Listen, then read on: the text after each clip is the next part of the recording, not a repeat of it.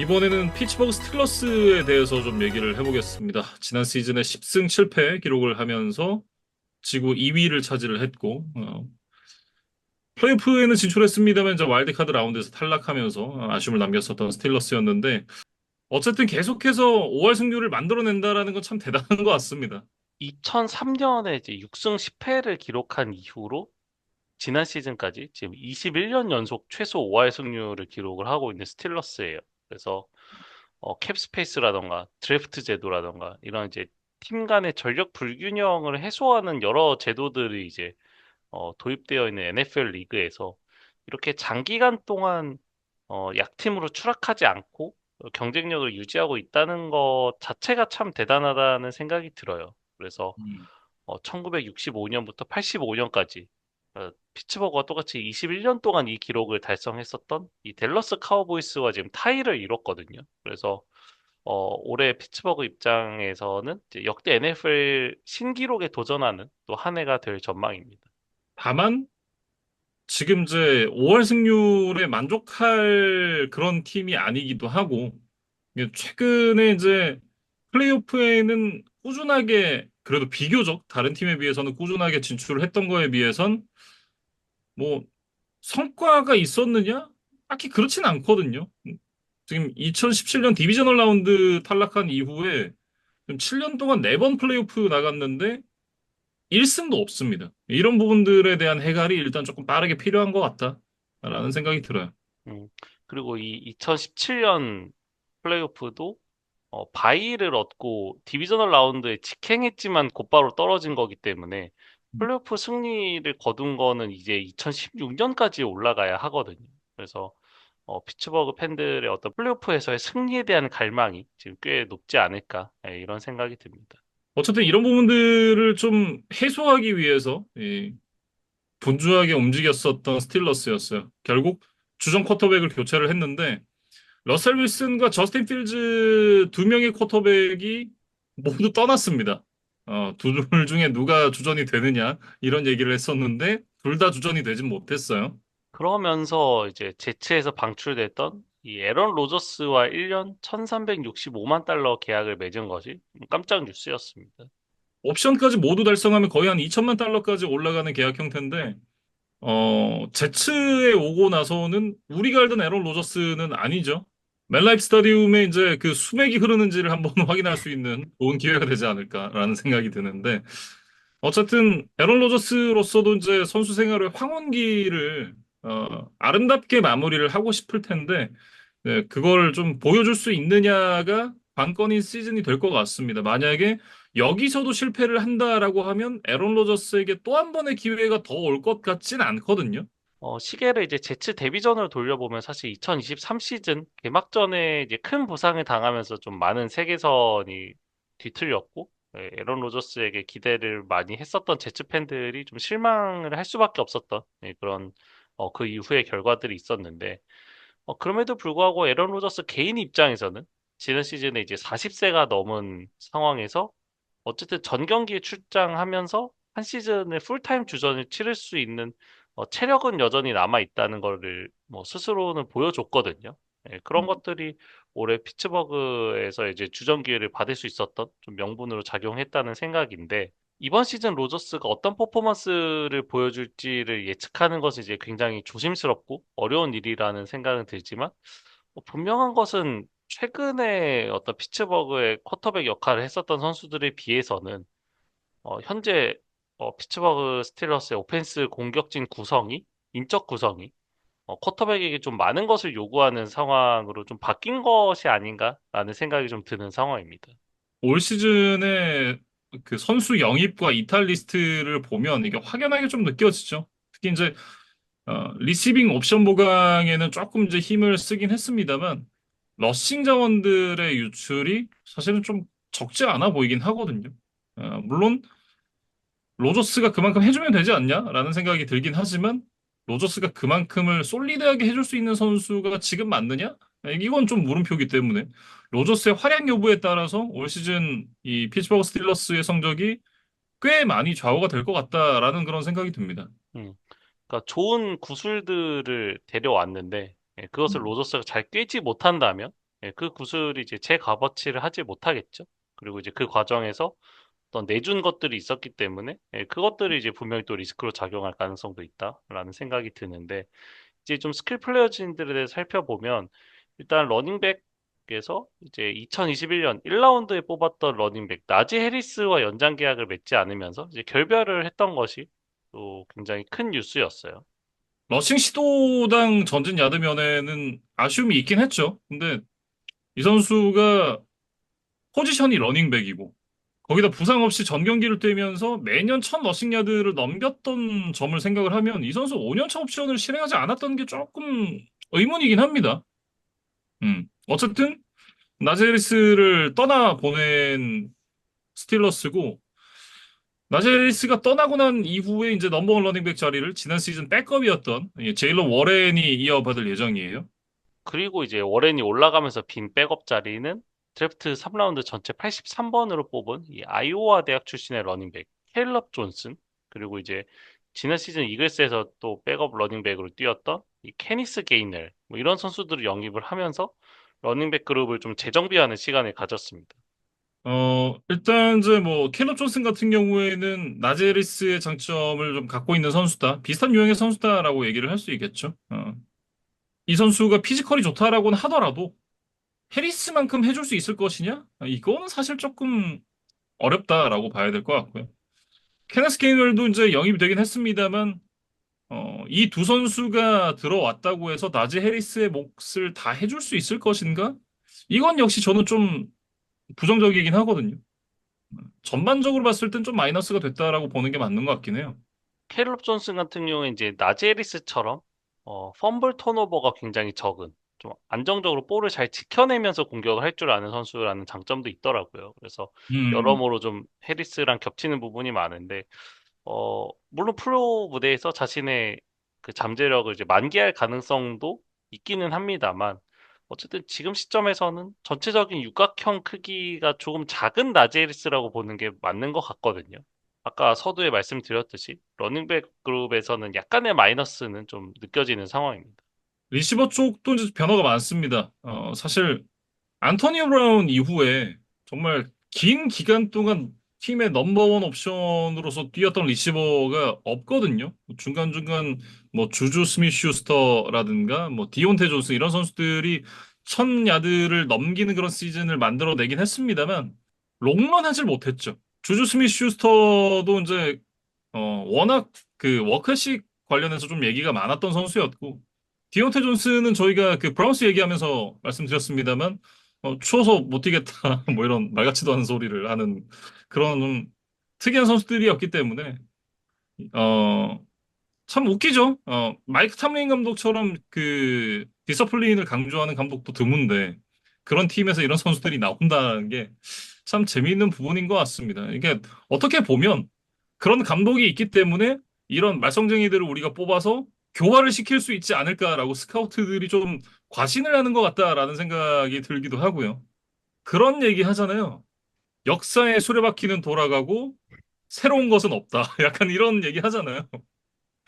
이번 오프 시즌에도 또 한 번 그런 비슷한 역사가 반복이 됐습니다. 뭐 저는 이제 이런 스틸러스의 디바 리시버들이 계속해서 나오는 이유가 글쎄요, 너무 빡센 조직 문화 때문에 오히려 그거에 대한 어떤 저항감, 반작용이 또 이게 어느 특정 음, 선수들에게 나오는 것이 아닌가. 예, 뭐 하지 말라고 하면 이제 더 하고 싶어지는 약간 아, 그렇죠. 뭐 그런 것도 좀 있을 수 있다. 뭐 개인적인 이제 음, 뇌피셜로 한번 말씀을 드려보고 이제 말씀해주신 대로 이번 오프 시즌에서도 또 다시 이제 이런 이제 디바 리시버를 축출해내는 그런 과정이 있었는데 지난 시즌 이제 넘버원 리시버 역할을 했었던 이 조지 피켄스가 댈러스로 트레이드가 됐어요. 그래서 피츠버그가 조지 피켄스와 27년도 6라운드 픽을 넘기고 대신에 이제 26년 3라운드 픽, 27년 5라운드 픽을 받는 조건의 트레이드였습니다.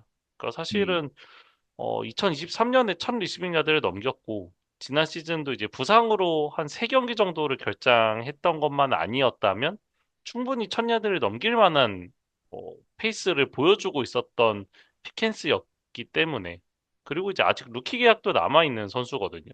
그러다 보니까 이렇게 좋은 리시버를 피츠버그가 왜 떠나보냈지? 라고 이제 팬들이 좀 의문을 가지실 법한 그런 상황이었어요. 근데 이제 음. 결국에는 이것도 뒤에 비하인드 스토리를 들어보면 이런 이제 디바 리시버, 그러니까 약간 좀 불성실한 태도라던가 잦은 지각, 어떤 베테랑들과의 불화 그런 것들을 이제 반복하다 보니까 결국에는 이제 팀 케미스트리를 좀 저해하는 선수라고 이제 뭐 판정을 받은 거겠죠.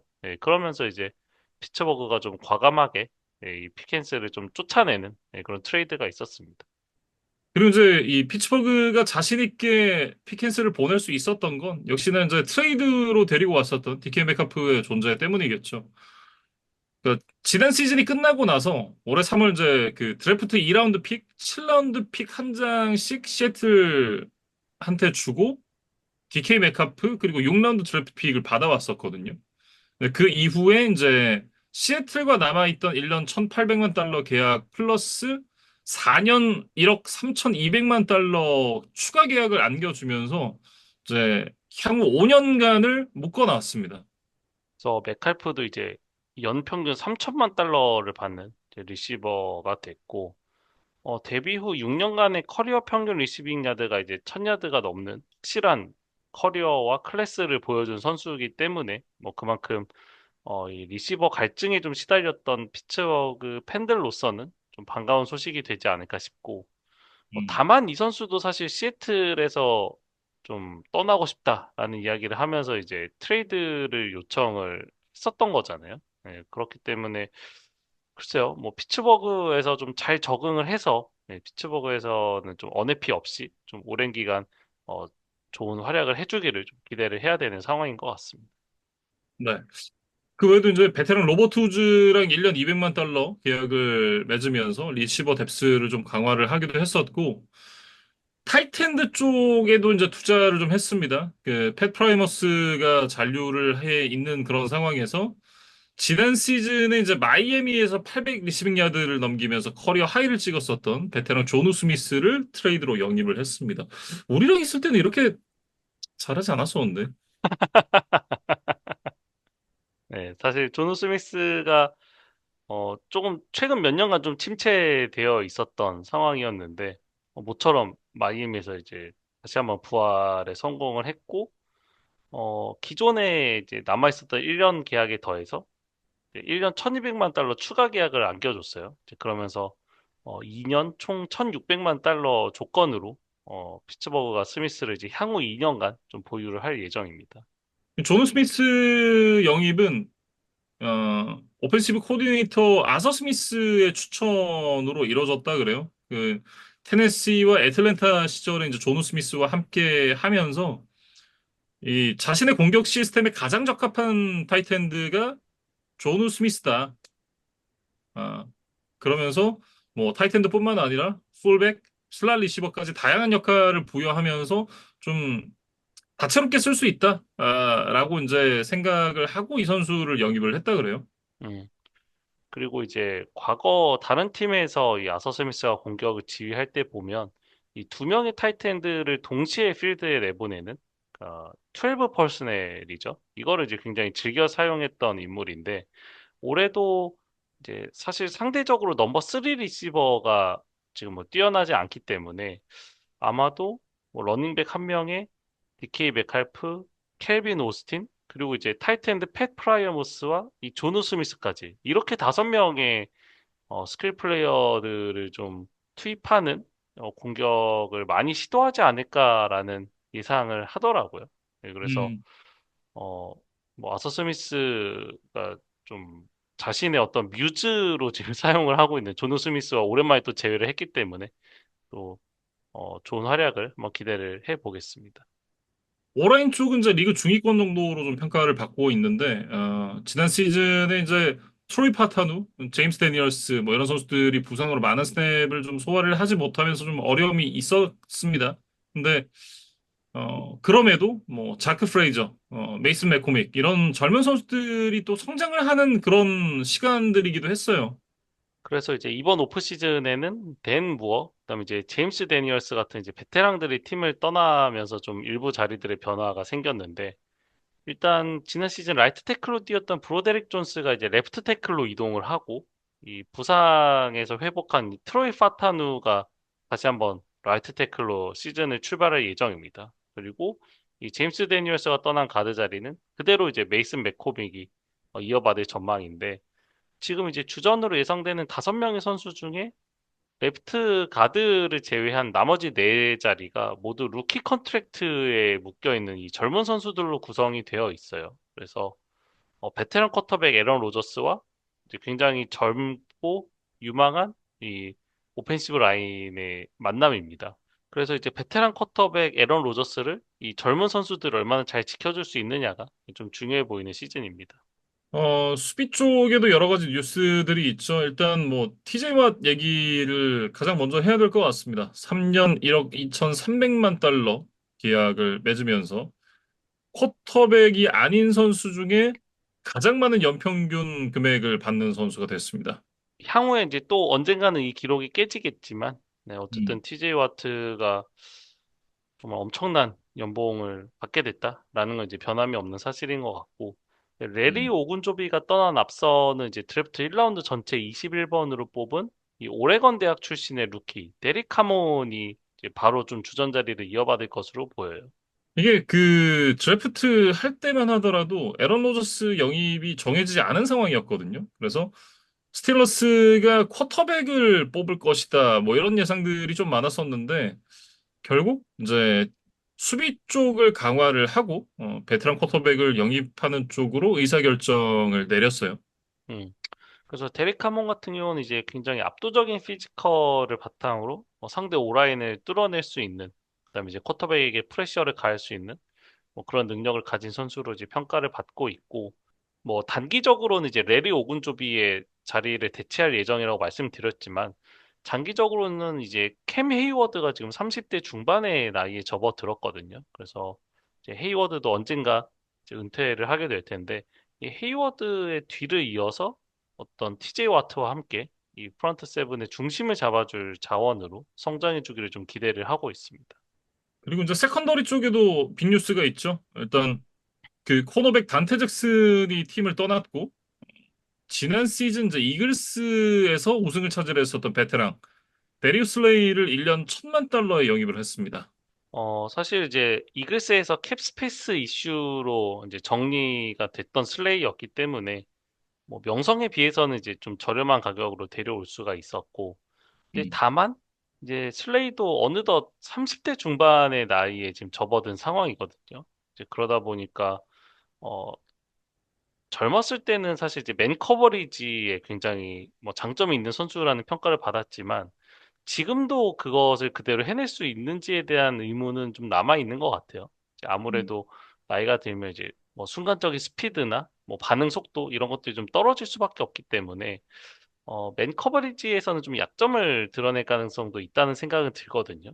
근데 지금 피츠버그의 수비 스킴을 보면 어, 이글스와 달리 이 맨 커버리지 수비 방식을 굉장히 선호하는 팀이기 때문에 스틸러스의 디펜스 안에서도 슬레이가 좀 여전한 경쟁력을 보여줄 수 있을지는 다소 좀 의문이 있다는 생각은 듭니다.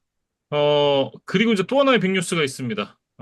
지난 6월 말에 그 수년간 이제 스틸러스의 최후방을 담당했었던 민카 피츠패트릭이 다시 연어처럼 친정팀으로 돌아갔어요. 그러면서 돌핀스에서 이제 제일런 램지, 조누 스미스 2027년도에 7라운드 픽을 받아오는 그런 트레이드가 단행이 됐는데 일단 이제 그 피츠버그가 코너 쪽에 강화를 조금 원했던 것 같고 거기다 이제 아서 스미스가 원했었던 조누 스미스까지 데려올 수 있다라는 그런 이제 판단을 하자마자 그 기회를 좀 놓치지 않았던 것 같습니다.